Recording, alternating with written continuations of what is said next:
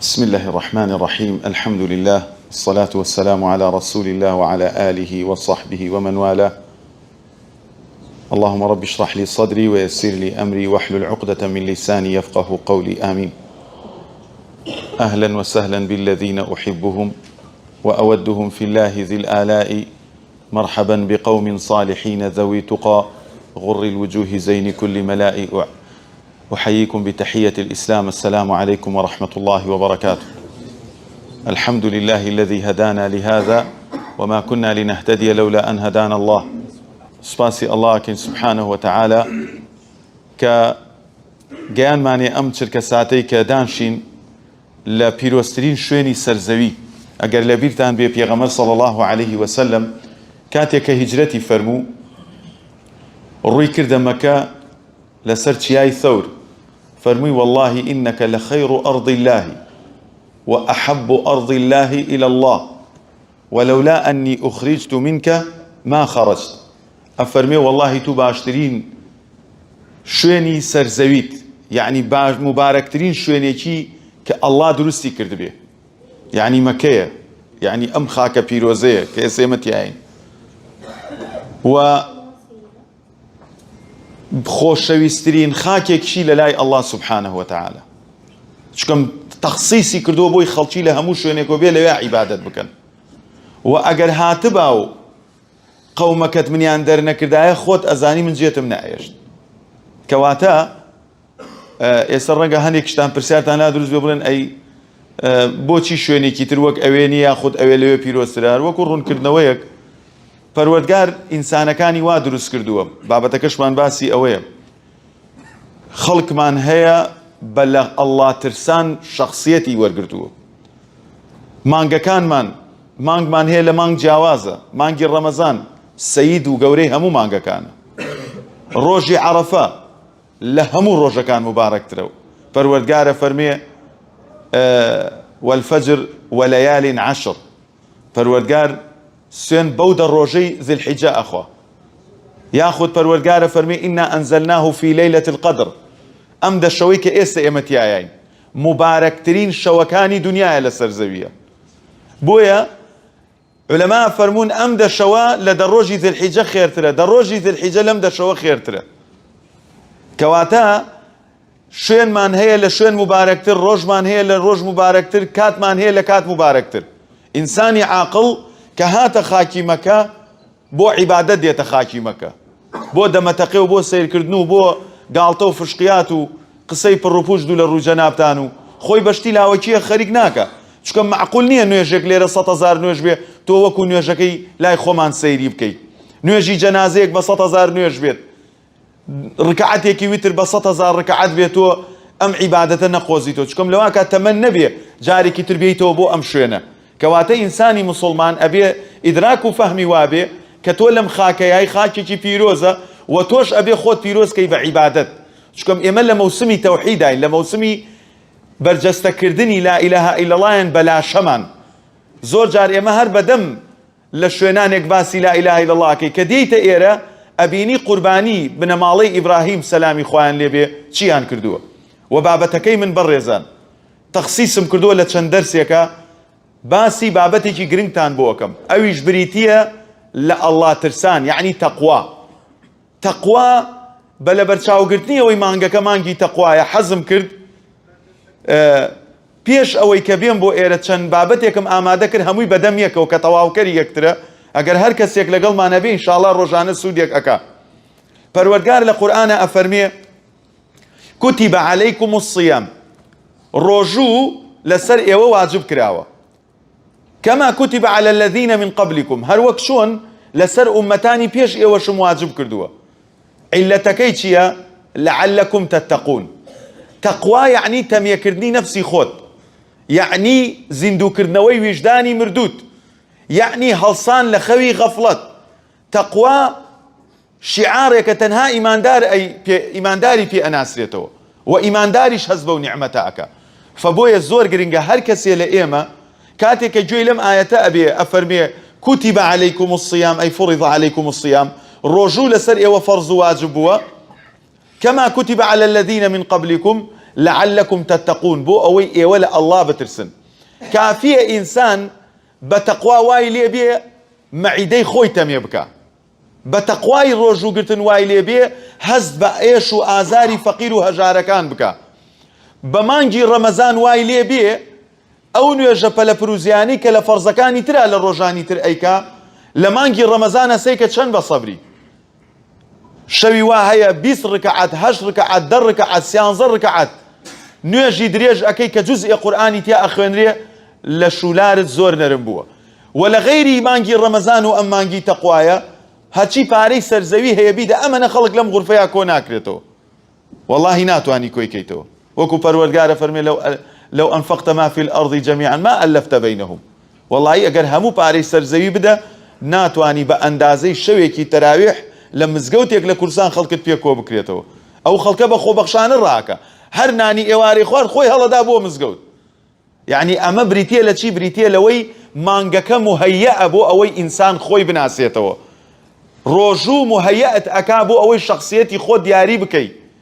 فبويا المانجي رمضان دي كاتيك خلشيش رو أكاتا مزقوت زور كسي أعواب تعليقه وسيري خلقك كاكا وكابرا هاتو بو مالي پروردگار خونا تشو بو مقريك خونا هاتو بو مالي ماموستا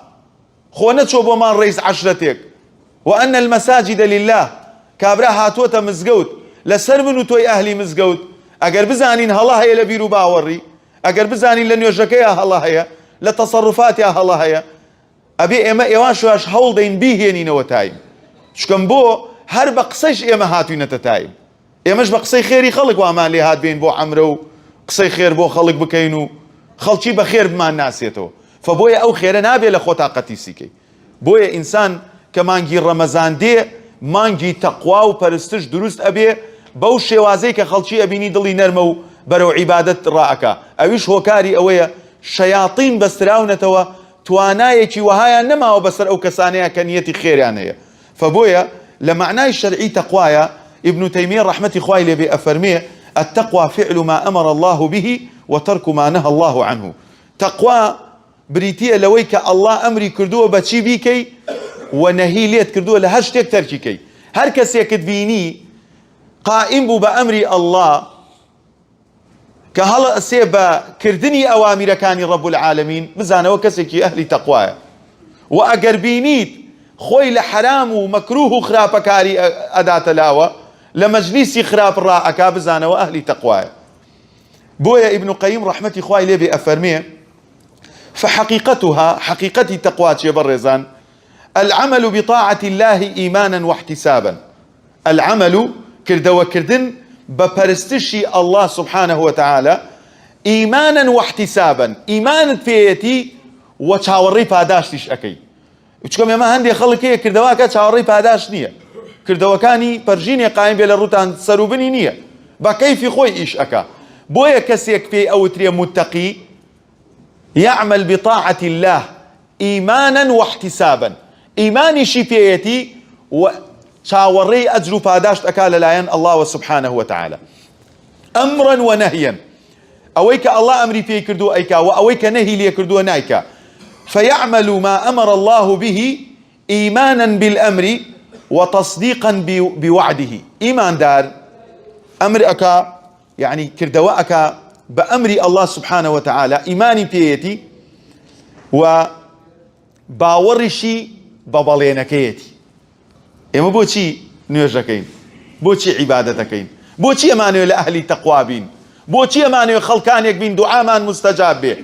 بوشي أمانيو خلقانيك بين دمو چاومان قشاوة به لناو خلقيا ريكين برازقو لقلم بدرين لبري هوكاريكا هوكاريكش أوي باورمان بوعدي الله باورمان بيتي الله سبحانه وتعالى إيمان داران وبيغمبران ناخزين لقيامته همو أو خلقي أبيني للروجي قيامته وإيستا خوش أجي للروجي قيامته زليل أبي وأخزير بلان پروردگار وعدي داوة بويا إيمش إيمان من هيك كردوبة تقوى أكين ويترك ما نهى الله عنه إيمانا بالناهي وخوفا من وعيده كاتكش كسيك أبيني أويك الله أمري بي كردوه لخرابكاري تركي أكا إيماني بچي هيا بنهي ليكراوك هيا يعني كسيك أبيني بوشي آفرتك السفورنية. الله لقرآن أفرمي قل للمؤمنين والمؤمنات پروردگار أفرمي أي پروردگار بخيزانة كانت بلي وبخيزاني إيمان داران بلي خويان دا پوشن آفرتك كحجاب أكا كخوي پوشتا أكا إيماني بنهيكي الله هي وكاتي كتو خرافناكي وكو بياويك باري حرام زور حلال بياكي إيمانت بوهية كالله أمري بيت كردوا لوعيدكي أترسي شكم بليني داوة بهالرشا أو كسي حرام بخوا بيستوانية إنجا بكاتا بهاشتوا وأو كسشي كإيماني هي بحلال الله سبحانه وتعالى بكاتا بهاشتوا كواتا دو جانبي تقواوك ابن قيم بجواني بوماني شرعك ابن كثير رحمتي الله اللي بيتك تلبكاني ابن تيمية ومفسير قرآن وتفسير كشي للاي أهل السنة جماعة بباشرين تفسير أجمار أكري أفرمي اسم جامع لفعل الطاعات وترك المعاصي أو منكرات أفرمي تقوى بريتية لو شيكي قشجير كهمو شاك كاريك بيت وراكردنيش بيه لهمو خرابة كاريك كوتت كسير لخواترسا أبي لخراب الراكة وبرو الروي باشا بروات وقيل في التقوى لتقوايا وتراوى لوصف تقوايا لكسي لخواترسا وتراوى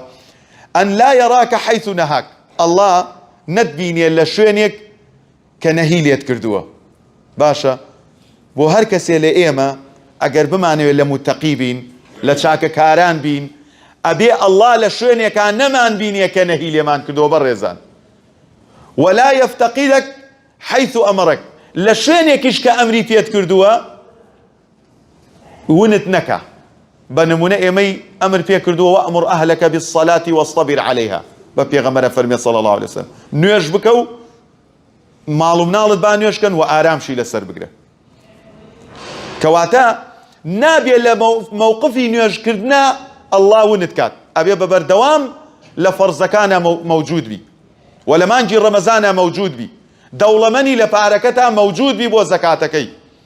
لخير وصدقات وحسناتها موجود بي كواتا نابي وند بكا لموسمي طاعات وندبيني لشويني خرافكاري كنهيلية كردو أو كاتبتو أو تري لخواترس التقوى ميزان الذي يتفاضل الناس فيما بينهم تقوى ميزانك برزان ترازويك لناو خلچيا خلچي بيجي أكريتو وكو پروردگار فرمي إن أكرمكم عند الله أتقاكم چه زور برزا لبروي زور كردا لبروي زور تركا لبروي زور عربا لبروي زور إنجليزا لبروي زور دولمنا لبروي كري زورا لبروي دموچاوي زور جوانا ها نا إن أكرمكم بتأكيد عند الله ميزان للاي الله ترسانة لله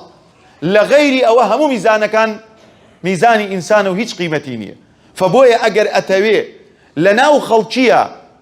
پروردگار ريزي تايبة تدبو دابنا بريتيا لله بترسي إن أكرمكم عند الله أتقاكم أو ميزان ترازويك وكوشون أهلي علم كاتك علميان بي ريزو شكويان لخلق زياترة بويا پروردگار لصفتي عالم كان دوش الزور قرنجا يشي لوانا پروردگار فرمي إنما يخشى الله من عباده العلماء پروردگار شرم لپرستشي زانا كانكا بو چي شرم لپرستشي زانا كانكا لبريك سبب اواني كأبن الزانا وعالم الذين يبلغون رسالات الله يخشونه ولا يخشون أحدا إلا الله فرقي إيمو زانا كان أويا ككاتي قصي حق دي أي كان لا الله أترسن لخلشينا أترسن بلام إيمو هانيمان واي بخوا عيبت لكم حيامك واي بخوا خمالكم واي خوارنكم واي يعني لهر موسم يجي خير وشاك شابي دائما حسابك تكردوه بو قصي خلق بلام أهل علم لا يخافون في الله لومة لائم بويا الزور قرنجا تو أقر بتوي الله نزيك بيتو بتقوى أبي مراقبي الله بكينك مراقبي قصي خلقكي ككاتي مراقبي قصي خلقت كرد بو شێوازە ژیان ئەگوزەرێنی کە خەڵکی چۆن لەگەڵ تۆ بێن ئاوا لەگەڵیان نابڕۆی. فبۆیە ئەڵڵا ڕێگەی ئەهلی علم و زاناکان لە ئێمەی عەوام جیا ئەکاتەوە هۆکارەکەی ئەوەیە یەکەم شت شەرم لە عیبادەتی ئەوان ئەکا لەبەر ئەوەی سیفەتێکیان هەیە سیفەتەکە تەنها لایقە بە زاناکان تەنها لە ئەڵڵا ئەترسن و حیساب بۆ هیچ قسەیەکی تر ناکەن. فبۆیە قال سبحانه وتعالى وتزودوا فإن خير الزاد التقوى. ئەفەرمێ زاد و زەخیرە کۆکەنەوە باشترین زاد و زەخیرەش زاد و زەخیرەی قیامەتە. ئەو ئاەتش لە مەوسمی حەجایە پەروەردگارە فەرمێ بە ئیمانداران کاتێککە ئەچن بۆ حەج خواردن بەرن لەگەڵ خۆتان با پارەتان پێبێ بۆی بە هیلاک نەچن خەڵک وەختی خۆی ئەم ئاەتە لەسەرەوە دابەزی کە ئەڕۆیشتن بۆ حەج ئەیان خوا کەریمە من بۆ لای ئەڵڵا ئەڕۆم فی سەبیلی الله ئەم ڕێدورە ئەبڕم ئەڵڵا خۆی ئەبێنانمدا. پەروەردگارە فەرمێ وەتەزەوەدوا زاد و زەخیرە لەگەڵ خۆت کۆکەرەوە. تۆ هاتووی بۆ عەمرە هەر نەبێ بێ شتێکت پێ بێ خۆ نابێ هەر هیچت پێ نەبێ. ئەوە وتمان پارەت داوە خواردنت هەیە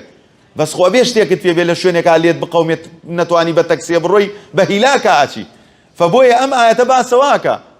وەتەزەوەدوا زاد و زەخیرەتان با پێ بێ پیشاک و پیتاکی حەج و عەمرە و خێر و مەواسمی خێرتان با پێ بێ بەڵام لەبیرت نەچێ چوار گڵات پێیە ئیتر خەریک ئەم چوار گڵایەبی هەر بازاڕی کەیت و بسوڕێیتەوە بزا کام مەتعەممەندیەکەی خۆشە و کام شوێن خواردنەکەی چەورە و بڕۆی ئەلێمە مریش بەخوا مریشکەم بەدڵ نیە چ مریشکێترە خۆم وە کابرا نانی خواردوتی وەڵایی نانەکەم بەدڵ نەبۆ چم لە شوێنتر نانە خۆم. برای بەڕێزم وتەزەوەدوا فإن خير الزاد التقوى. تەواف دەست ناکەوێ بچیتەوە بۆ ماڵ نوێژی سەدهەزاری دەست ناکەوێ بچیتەوە بۆ ماڵ. ئێمە لەم مەوسمە خێرەیەین هەموو دقەیەک لە شەوی قەدرە ئەگەر بێت و یەک چرکەیەک بڵێ ئەستەغفر الله وەک ئەوە وایە چەندین ڕۆژ دانیشت بێتی ئەستەغفر اللهت کردبێ کەواتە تۆ لە مەوسمێکای لەیلەة القەدر خەیر من ئەلف شەهر لە هەزار مانگ خێرترە. لە ڕۆژێکا لە ناو حەرەما نوێژ ئەکەیت و ئێرەش ئینشاءالله هەر بە حەرەم حیسابە لە لای عولەما وەکو ئەوە وایە جەنابت 280 ساڵ عیبادەتت کردبێ لە نوێژکردن. کەواتە ئەمە ڕێز و شکۆیەکە وتەزەوەدوا فإن خير الزاد التقوى واتقون يا أولي الألباب. تەنها لە من بترسن ئەی ئەو کەسانەی ژیر و صاحب فهم و عەقڵن ئینسانی عاقڵ لە ئەڵڵا ئەترسێ سبحانه وتعالى. بۆیە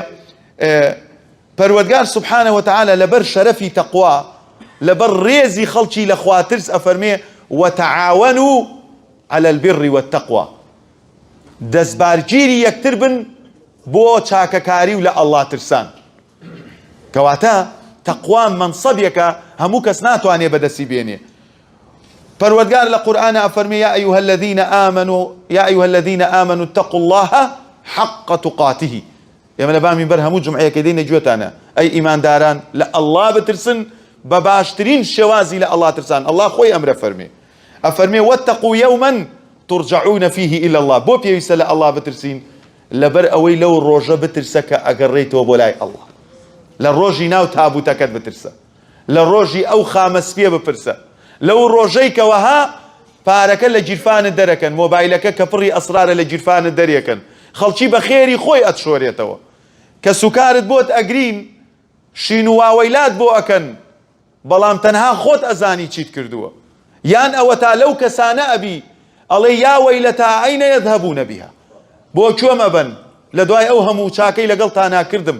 ئەو هەموو حرامەم بۆتان پەیا کرد ئەو هەموو ماڵ و سەروەتەم پێتاندا ئێستاکە ئاوا بە هیچ پێ نەزانیەم بن. بۆیە پەروەردگارە فەرمێ واتقوا يوما ترجعون فيه إلى الله و هیچ کەسێکیش نییە لەم شوێنە دانیشت بێ ئیلا چاوەڕێ ئەو ڕۆژەیەتی کەوەها بگەڕێتەوە بۆ لای ئەڵڵا. بۆیە پەروەردگار لە قورئانە ئەفەرمێ واتقوا الله الذي إليه تحشرون. لە پەروەردگارێک سڵ بکەن بە ئەندازەیەک لە پەروەردگار بترسن کە ڕۆژێک دێ حەشر و حیسابتان بۆ لای ئەوە سەرنجامتان بۆ لای ئەوە بە پێخاوسی بە ڕووتی بە بێماڵی لەو ڕۆژەی يفر المرء من أخيه وأمه وأبيه وصاحبته وبنيه لەو ڕۆژەی کەوەها لە ژنت ڕائەکەی لە دایک و باوکت ڕائەکەی لە ماڵ و مناڵت ڕائەکەی لكل امرئ منهم يومئذ شأن يغني. لەو ڕۆژە هەر کەسێک شأنێکی هەیە کێشە و مەشاکلێکی خۆی هەیە کە دەوڵەمەندی کردووە بێ پێویست بێ لە کێشەی خەڵکی. تەسەور کە لە ڕۆژی قیامەتە ئەو دایکانەی كشو روج إداران يكون ركان يعني تشت دروا كشكان يعني تشت دروا للروج قيامتها كن بكن بدواي كركي أجريت كوها كردويكي خيري لبسنيو شريكي خوي بداتي خوي بتشت بهشت من على كيف تشت دوز خو بويا أو روجا روجك بويا پروردگار ليرة بصريحي في ما نفرميت واتقوا يوما ترجعون فيه إلى الله لپروردگار بترسن الذي إليه تحشرون واتقوا النار التي أعدت للكافرين لآقر يكسل بكن كآمادك لأوبو بيباوران شكو ما قال الله نترسي لزمري بيباوران أشتد وزخوا الله بمان فارزي پروردگار فرمي ومن يطع الله ورسوله ويخشى الله ويتقيه فأولئك هم الفائزون أفرمي هركس إطاعي الله بك سبحانه وتعالى وبيغمر صلى الله عليه وسلم ولو أن بترسي وتقواي الله هبي فأولئك هم الفائزون أو أنا أبنوا للرجي قيامته خوش بيسان برزان پروردگار أفرمي ولقد وصينا الذين أوتوا الكتاب من قبلكم وإياكم أن اتقوا الله پروردگار سبحانه وتعالى أمري كردوا لقرآن أفرمي ولقد وصينا الذين أوتوا الكتاب من قبلكم وإياكم أو قد أداتي تأكيد عليه بتأكيد ما وصيت ما انكر بأهل كتاب أهل كتاب شيء قاوروا جولك كأساس ظالمي سر مسلمانان لخوي شرين أكوجن من على كان يعني أكوجن پروردگار أمري بأوان كر لبيش إما ولقد وصينا الذين أوتوا الكتاب من قبلكم وإياكم لقل إيوه أن اتقوا الله يعني شعار ترسان بلا الله سبحانه وتعالى إمام قرطبي أفرميه الأمر بالتقوى كان عاما لجميع الأمم أفرميه أمر كردن بتقوى وترسان لا الله أمر يكي قشتيب ولا بيني أمتكانا وأنا زاني هرتو بويتا حتى عربادي كوري سارية رزاي خواي ليبي أفرمين روجك لناو مكا زور تعذيب ماني أنا دا ليدان وكتك ودار كاري كردنو ما بستم لتقوايا أفرمي شو ملاي بيغمر صلى الله عليه وسلم بشتي مباركي دابو بديواري كعبوه للسيبريكيا هلبت للركنيكي كعبية أفرميت شو ما نزيكي وبيموت يا رسول الله ألا تستنصر لنا دعاناكي الله سرمان خات أو تا عماري كر ياسر داي كان شهيد كرد أو تا باو كان شهيد كرد أو تا شيل بلال أكن بلكو دعاي بيغمبران جيرايا شكون بيغمر صلى الله عليه وسلم هر دعاي كي بكردايا قرانوي نبو الله وتم أي بيغمري خوا صلى الله عليه وسلم هولدا دعايكي سركوتن مان بوبكا تواو خريكة طاقت مان أبروشي الله بيغمر صلى الله عليه وسلم سير ميكرد وتي أي عرضاز والله أمتاني بيش إيوه والله أكران بدارة أيانيان كن شون إنسانيك آجليك بيني أجلكم الله دول الروي جنابتان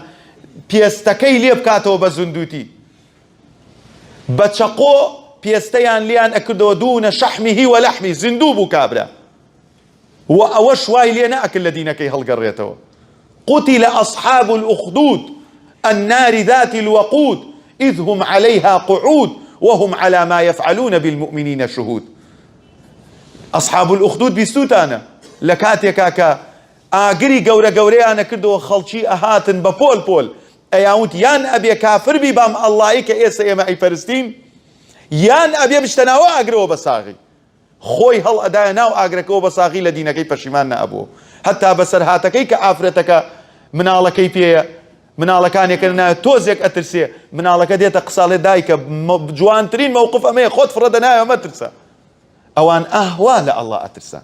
كان جميعا بين الأمم ترسان لله خالي قشتيب ولا نيوان همومتك أنا برزان تنها تونيت يستاكت شوارك عد نيجو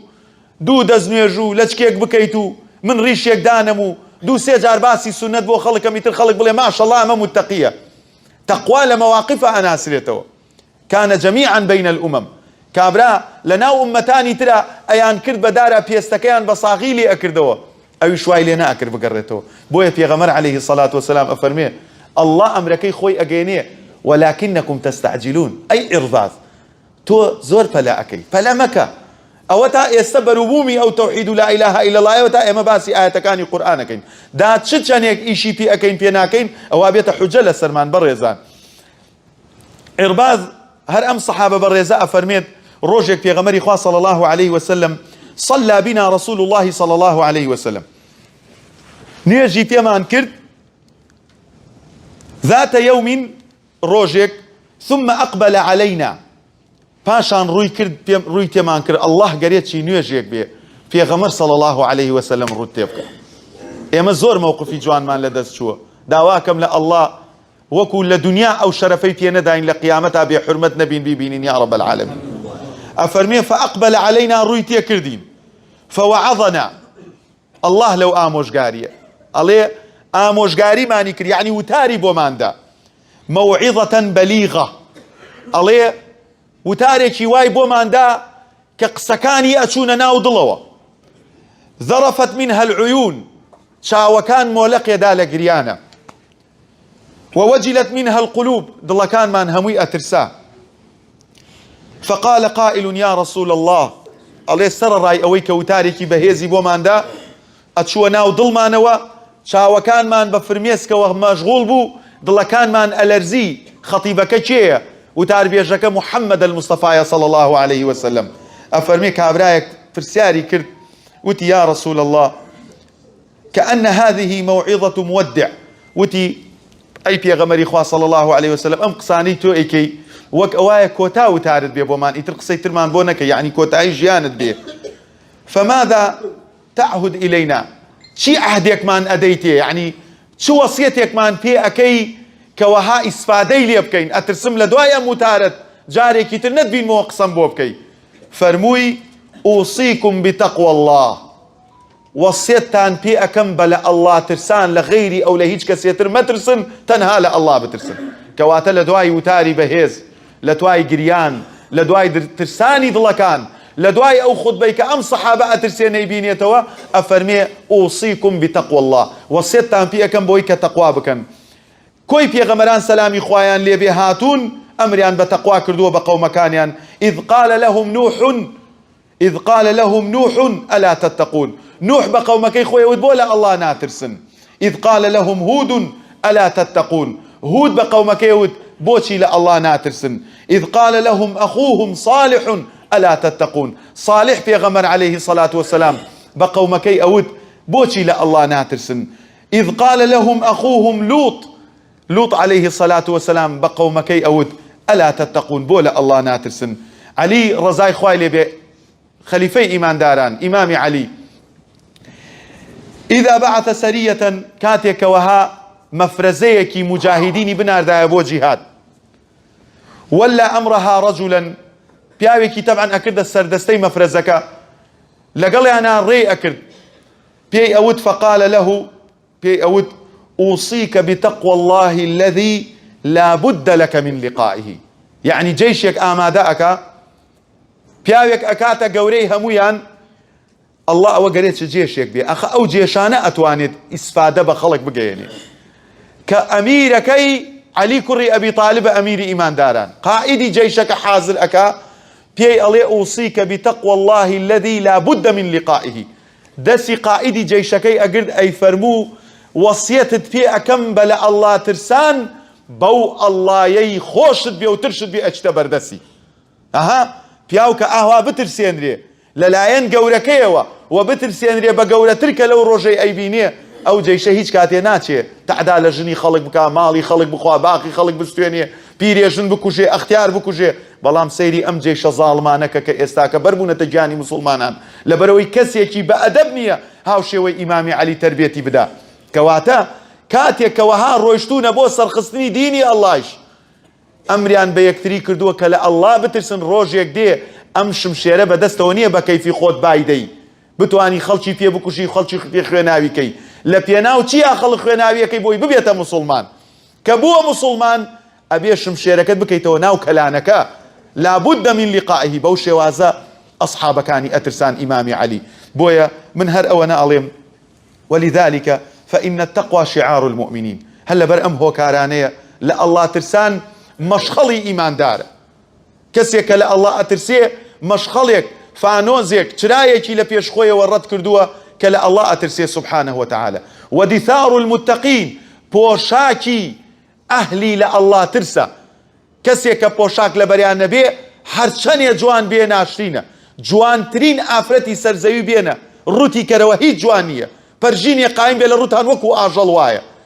پیاوێک بێنە جوانترین پیاوی دنیا ڕووتی کەرەوە وەکو ئاژەڵێک وایە. بەل هم ئەضەل، نەدبینیوە ئەوانەی کە لە مجتەمەعاتی غەربیان والله ئەیان بینی بەزەیت پیان نادێتەوە ئیلا مەگەر کەسێک ڕەزائیلی نەفسی هەبێ نەزەریان لێ بکە. ئەی بینی بە ڕووتی کە ئینسان پێی عیبە لە ماڵی خۆشیە ئاوادانشێ. بۆیە وەدیثار المتقین غیطائێکە لە بینی تۆ و ئەوەی کە نەتباتە ناو خراپەکاریەوە. ووصية الله سبحانه وتعالى في وفيكم وفي الخلق أجمعين. وصيتي الله برانبر بمن كقصبو إيوة أكم،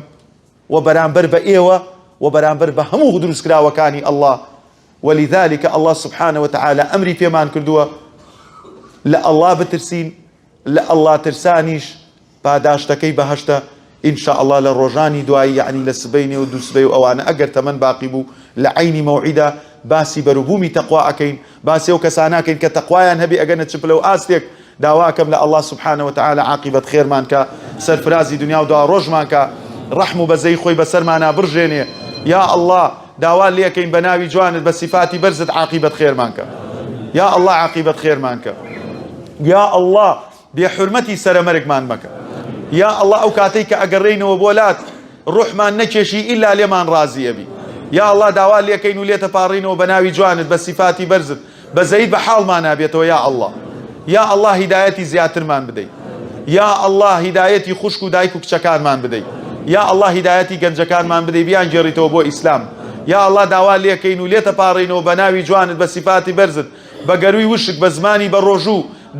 دەستی زەلیلی و عەبدایەتیت بۆ بەرزەکەینەوە ڕەحم و بەزەی خۆت بەسەرمانە بڕژێنی. ئەوانەمان مناڵمان نیە ئەولادی ساڵحمان پێ بەخشی، ئەوانەی مناڵمان هەیە بۆمان ساڵحکە. یا الله، یا الله داوا لێکەین لێتە پاڕینەوە بە ناوی جوانت بە سیفاتی بەرزت هەر موسڵمانێک نەخۆشە شیفای عاجلی بۆ بنێری، هەر موسڵمانێک نەخۆشی کوشندەی هەیە داوای دوعای خێرمان لێکا شیفای بۆ بنێری. یا الله، یا الله هەر کەسێک قەرزارە بۆی ئاسانکەی. یا الله هەر کەسێک کێشەی کۆمەڵایەتی هەیە بۆی ئاسانکەی، هەر کچ و کوڕێک بە تەمای هاوسەرگیری حەڵاڵن بۆیان ئاسانکەی. یا الله مسلمانانی غەزە سەرخەی. یا الله بەزەیت بە مسلمانانی غەزەیا بێتەوە. یا الله ڕەحم و بەزەی خۆت بەسەریان نابڕژێنی. یا الله دەروی خێریان لێ بکەیتەوە. یا الله بەزەیت بە مسلمانانی ژێر خێمە و چادرەکان نابێ،